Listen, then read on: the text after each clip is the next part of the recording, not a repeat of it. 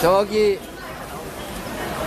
구종점 반대 오거리에 내려가지고 짐 싸지고 여기를 걸어 올라와서 우리가 새들어 살 집을 갔는데 이 자리에서는 좀 다른 얘기를 할까 합니다. 여기 많은 분들이 아시겠지만은 여기가 바로 이재명과 그의 가족들이 생계를 유지했던 곳입니다. 저희가 1976년 2월 23일 날 비 오는 날 새벽에 쌀락눈 내리는 새벽에 저기 구종점 반대 오거리에 내려가지고 짐 싸지고 여기를 걸어 올라와서 우리가 새들어 살 집을 갔는데 우리 성남 시민 여러분 기억하시는 것처럼 길이 진창이라서 신발이 자꾸 벗겨지고 걸어가 다닐 수가 없는 그런 곳이었습니다. 아버지는 이 시장에서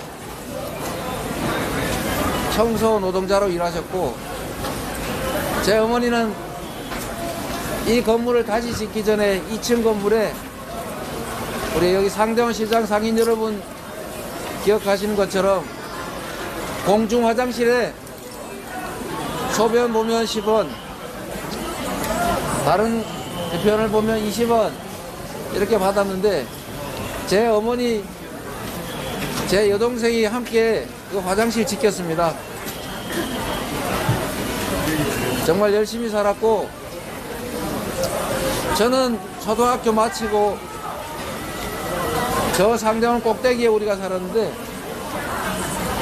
어머니께서 이 화장실에 출근하시기 전에 제 손을 잡고 공장에 발에다 주셨습니다. 그래도 행복했습니다. 그래도 밤늦게 야간 작업 철야 끝나고 오면 낮에 그 오랜 시간 일하시고 나서도 아들이 퇴근할 때까지 기다려 주셨습니다.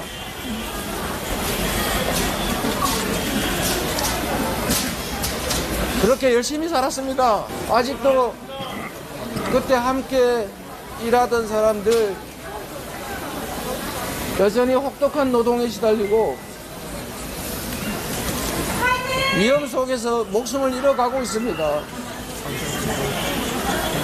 그때 여기 명가통닭은 과일 가게였는데 지금도 얼마나 많은 사람들이 힘겹게 살아갑니까?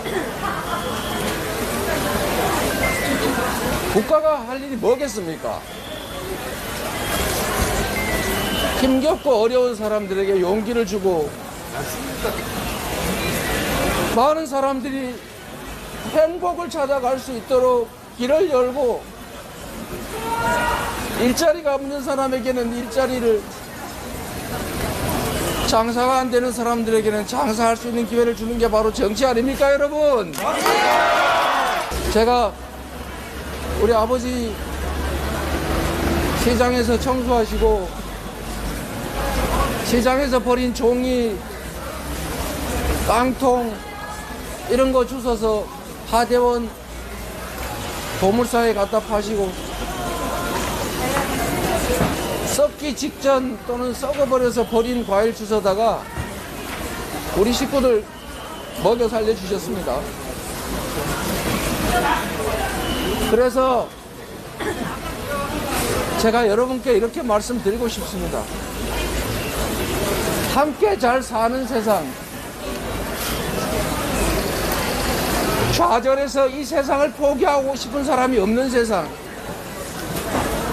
열심히 일하면 내게도 기회가 주어지고 나도 성공할 수 있다고 믿어지는 그런 세상 여러분 만들고 싶지 않습니까? 힘들게 공부하다가 제가 요즘 젊은이들이 전 세계에서 가장 자살을 많이 하는 나라가 대한민국이라고 해서 저도 생각해 봤습니다. 너무 어려워서 공장에서 다쳐서 팔이 이렇게 장애가 돼서 앞날이 너무 캄캄해서 저도 다른 선택을 생각해보고 실행해본 일이 있던 것이 바로 이 뒤에 1층 반지하집이었습니다. 지금도 누군가는 세상을 포기하고 떠나고 있습니다. 그런 사람들에게 기회를 주고 싶습니다, 여러분. 희망을 만들어주고 싶습니다. 저는 정치가 자기들의 이익을 챙기고 국민을 속여서 권력을 누리는 것이 아니라 우리 국민들에게 희망을 찾아주는 것이라고, 국민들이 필요한 일을 하는 것이라고, 국민의 명령을 따라야 되는 충실한 일꾼이어야 한다고 생각합니다. 그런데 여러분, 제가 본 정치는 전혀 그렇지 못했어요. 제가 본 정치는 국민을 속여서 편을 가르고 잘하려는 사람들을 공격해서 나쁜 사람으로 만들고, 언론 권력, 돈 권력, 공권력 이용해가지고 애먼 사람들 가해자로 만드는 그런 악 중에서도 악이었습니다. 이런 정치를 여러분 계속 지켜보실 겁니까? 이런 나쁜 정치 속에서 여러분의 운명을 맡겨놓으실 겁니까, 여러분? 국민 여러분, 저는 정치를 왜 하는가를 가끔씩 생각합니다. 제가 정치를 하는 이유는 지금도 여전히 제가 탈출해버렸던 그 웅덩이 속에서 좌절하고 고통받고 절망하는 사람들에게 공정한 세상을 만들어주기 위해서였습니다. 공정한 세상을 만들기 위해서 화장실을 지키면서 아들이 잘 되기만 바랬던 우리 어머니한테 거짓말하고 판검사 실력이 안 돼서 변호사 해야 되니까 어머니 이해하세요, 이렇게 말하고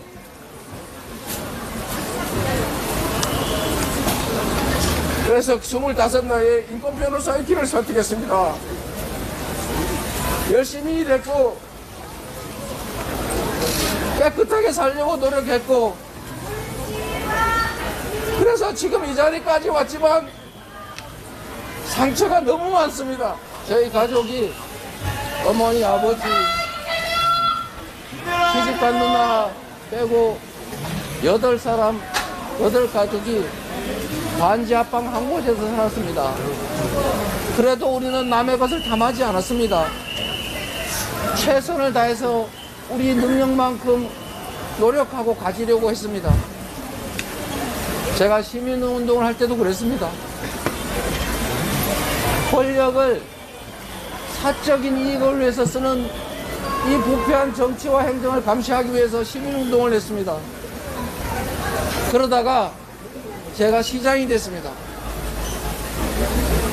성남 시민들 병원이 없어서, 응급의료센터가 없어서 분당으로 멀리 가다가 사고 나는 게 무서워서 병원 만들기 운동했습니다. 그러다가 또 잡혀서 처벌받았습니다. 분당의 정자동의 부정부패, 딱 대장동 같은 그런 나쁜 부패 행위하는 거 막다가 제가 감옥 갔습니다. 제가 시장이 된 이유도 단순했습니다. 이 부패한 정치 그만두고 우리 국민들이 진정으로 필요한 것들을 하자. 그래서 시장이 됐습니다. 시장이 됐더니 문제가 됐습니다. 저를 미워하는 사람이 왜 이리 많습니까? 저를 미워할 이유가 없지 않습니까? 시민들이 시키는 대로 열심히 했고, 부정부패 못하게 막았고, 공정하게 권한 행사하도록 공무원들 지휘 잘했습니다. 그런데도 저를 가만 놔두지를 않더군요. 그러다가 결국은 우리 성남의 사람들은 다 아시지 않습니까? 저희 가족들을 동원해서 저를 공격하기 시작했습니다. 정신이 온전하지 못한 제 여러 형제 중에 한 형제를 그들이 성남시의회 비례대표 공천 주겠다. 이재명 쫓아내면 시의회 의장 시켜주겠다고 작업하고 유혹해서 그 형님이 저를 공격하기 시작했습니다. 그 형님의 목적도 있었겠지요. 저는 압니다. 권력이라고 하는 것은 그 옆에 가까이 있기만 한다는 것도 권력이 됩니다. 시장에게 전화할 수 있다는 사실만도 권력이 돼서 가끔씩 저한테 전화 오면 제가 일부러 안 받습니다. 주변 사람 모아놓고 저한테 전화한 게 뻔하거든요. 시장한테 직통으로 전화된다는 것만 해도 권력이고, 그것만 해도 엄청나게 나쁜 짓에서 이익 볼 수 있는 게 바로 권력입니다. 근데 제 형님께서 시정에 개입을 하셔서 공무원들한테 이래라 저래라, 이거 해주라 저거 해주라, 이렇게 할 때 제가 어떻게 해야 되겠습니까? 그냥 좋은 게 좋은 거라고 형님 해 드세요, 뜻대로 하십시오 해도 되겠지요. 결말이 두려웠습니다. 그 결말은 결국 친인척 비리, 그리고 망신, 그리고 엄청난 대가를 지불하는 것이겠죠. 그래서 제가 완전히 다 막았습니다. 공무원들 전화도 못 받게, 상대도 하지 말라고 했더니 어머니를 통해서 저를 통화하겠다고 어머니 집을 찾아갔습니다.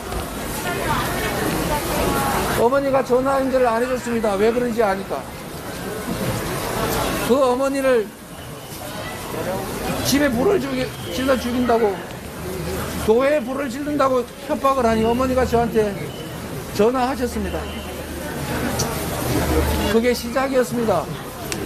어머니가 집에 들어가지를 못하셨어요. 분당에 있는 딸 집으로, 저희 집으로 옮겨 다니셨습니다. 집에를 못 들어가셔서 제 아내가 찾아갔습니다. 병원에 가서 검사 좀 하자. 약 먹으면 아무것도 아니다. 그런데 거기서 어머니의 어디를 어떻게 한다, 이런 인간으로서 할 수 없는 참혹한 얘기를 했습니다. 저에게 어머니는 하늘입니다. 저를 낳아주셨고, 저를 길러주셨고, 저를 언제나 믿어줬고, 저의 어떤 결정을 다 지지해 주신 분이십니다. 그 어머니의 어디를 어떻게 하다니요. 제가 화가 나서 전화했습니다. 왜 그런 말을 했냐? 어떻게 자식이 부모한테 그럴 수 있냐? 왜 불 지른다고 협박하고 그러냐? 그런데 이런 철학적인 표현도 이해 못한다고 저를 조롱했습니다. 그래서 제가 욕했습니다. 제가 욕한 거 잘못했습니다. 뭐야 그러니까. 공직자로서 욕하지 말고 끝까지 참았어야죠. 잘못했습니다. 그러나 여러분, 결국은 어머니를 폭행해가지고 병원까지 가셨습니다. 제가 인덕이 부족합니다.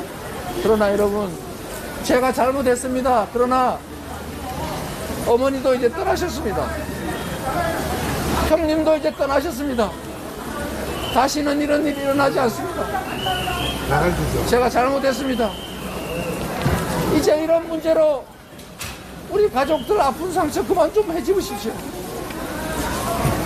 지금 제가 이 말씀을 드릴 수 있습니다. 가족이 공적인 공무에 관여를 하면 그게 친인척 비리고 친인척의 시정 개입이고 결코 해서는 안 될 일입니다. 그래서 그걸 막느라고 벌어진 일입니다. 형님이 그랬습니다. 저한테 어머니를 때리기 전에 내가 이거 다 녹음해놨는데 너 나한테 와서 빌고 내가 하라는 대로 하면 이거 녹음 공개 안 하고 계속 시정에 관여하는 거 전화 안 받고 말 안 들으면 공개하겠다고 했습니다. 제가 정말 고민했습니다. 그 욕을 하고 녹음 당한 다음에 한 2, 3주 지나서 생각을 해보니까 제가 끔찍한 잘못을 저질렀더군요. 그걸 녹음을 공개를 하면 평생 망신일 거라는 생각이 들어서 제가 형님 요구를 들어드릴까도 잠깐 생각했습니다. 그런데 결론은 내가 비록 나중에 망신을 당하는 일이 있더라도 평생 이 녹음으로 고생하더라도 고통받더라도 공무에 형님이 개입하는 일을 허용해서는 안 되겠다고 생각했습니다. 그래서 결국은 형님이 공표를 했고 그게 10수년 동안 계속 돌아다니면서 지금도 저를 압박합니다. 국민 여러분, 잘못했습니다. 앞으로 그러지 않겠습니다. 시정과 친인척 비리는 사실 동전의 양면 같아서 정말로 어렵습니다. 그런데 우리 성남에 계시는 시민 여러분 아시겠지만 야구르트 배달하던 제 여동생 기억하십니까? 네. 제가 시장에 당선이 됐는데 야구르트 배달 그만하고 싶어서 장사가 안 되고 너무 힘들어서 그만두고 싶었지만 혹시 다른 직장 구하면 오빠가 도와줘서 그런다는 소리 들을까봐 제가 재선한 후까지 야구르트 배달 계속했고 그러다가 제가 재선된 후에 청소부로 직업 바꿨다가 과로로 새벽에 화장실에서 죽었습니다. 제가 도와준 게 없어서 가슴 너무 아픕니다. 저희 누님 여전히 요양보호사 하시고 힘들게 사십니다. 저희 큰형님 건설 현장에서 일하시다가 떨어져가지고 왼쪽 다리 절단하시고 최근에는 당뇨병까지 와가지고 오른쪽 다리도 절단했습니다. 그 참혹한 장면을 찍어서 언론에다 내는 사람들이 있더군요. 제 조카가 작은아빠 우리 아버지 그 처참한 장면 그 영상 좀 어떻게 지워달라고 좀 힘 좀 써달라고 나한테 부탁했어요. 언론사가 그거를 내가 부탁한다고 들어줄 리가 없지 않습니까? 일부러 보라고 그랬을 텐데. 다른 형제들 저한테 도움 하나 받은 것 없이 청소부로 청소회사의 직원으로 성실하게 일하고 있습니다. 단 한 명의 예외가 있었을 뿐입니다. 그거를 저는 막으려고 하다가 이렇게 됐습니다. 여러분께서 제가 폭언한 거를 비난하시더라도 제가 최소한 우리 형제들이 시정에 개입하지 못하도록 공정하게 시정 수행하려고 노력했던 점을 조금만 살펴주십시오, 여러분. 그리고 이곳에 우리 아버지, 어머니 여전히 숨결이 남아 있습니다. 제가 우리 가족, 우리 형제들, 저 나와 함께 같이 공장에서 일했던 그 수많은 사람들, 어려운 환경에서도 최선을 다해 일하는 그 많은 사람들을 위해서 지금보다 몇 배, 수십 배 더 열심히 하겠습니다, 여러분. 공정한 세상이 되어야 합니다. 억울한 사람이 없어야 합니다. 삶에 희망이 있어야 합니다. 그래서 나도 열심히 노력하면 나에게도 길이 있다고 생각이 돼야 최소한 내 다음 세대들은 나보다는 더 나은 삶을 살 거라고 믿어지는 세상이라야 아이도 낳고 꿈을 가지고 열심히 살 거 아닙니까, 여러분? 여러분을 믿겠습니다. 이 골목에서 아버지의 그 더러운 디아카를 뒤에서 밀면서 새벽마다 이 통로를 통해서 학교를 가는 여학생들을 피해가지고 제가 저 구석으로 숨었습니다. 그러나 여러분, 이런 저의 이 참혹한 삶이 제가 어떤 공경에도 불구하고 앞으로 나아가는 원동력입니다. 제가 그 많은 사람들에게 제가 조금만 고통을 견뎌내면 조금씩이라도 희망을 주고 그들에게 기회를 만들어 줄 수 있고 조금이라도 더 나은 삶을 살 수 있게 할 수 있기 때문입니다. 저 이재명이 하는 정치에는 저의 삶이 다 투영되어 있습니다. 제가 이 과일 가게에서 버린 과일들을 냉장고도 없고 놔두면 썩으니까 밤에 아버지가 주워서 가져오면 우리 식구들이 밤에 다 모여서 한꺼번에 배가 터지게 먹어 치웠습니다. 내일 아침에 썩어서 못 먹으니까요. 그래서 제가 정치를 하면서 우리 아이들에게 냉장고에 넣어놓고 필요할 때 싱싱하게 꺼내 먹을 수 있는 정책을 만들었습니다. 어린이들에게 과일을 주는 사업을 한 이유도 냉장고에 과일 넣어놓고 먹고 싶을 때 꺼내 먹는 그게 제 꿈이었기 때문에 그렇습니다. 저는 교복을 입어보지 못했습니다. 그래서 아이들에게 최소한 교복 한 번 해주자. 부모가 돈이 없어서 교복 살 돈이 없어서 선배들이 입던 교복 물려 입는 그 아픈 심정을 제가 조금이라도 덜어주고 싶어서 무상교복 시작했습니다. 제가 하는 모든 일은 우리의 삶, 우리 서민들의 삶과 이재명의 참혹한 삶이 투영되어 있습니다. 앞으로도 여러분을 위해서 세상을 위해서 최선을 다하겠습니다. 여러분 고맙습니다.